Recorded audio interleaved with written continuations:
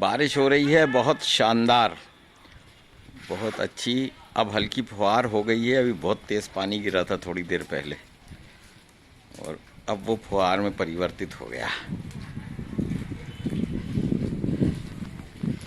ये देखिए यहाँ पानी गिर रहा है, आवाज़ें आ रही होंगी आपको।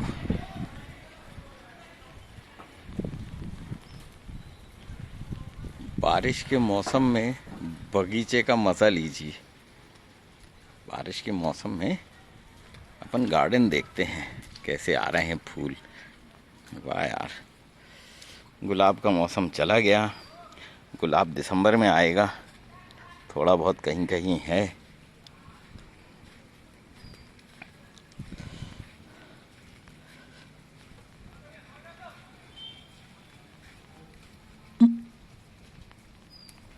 बारिश बहुत हो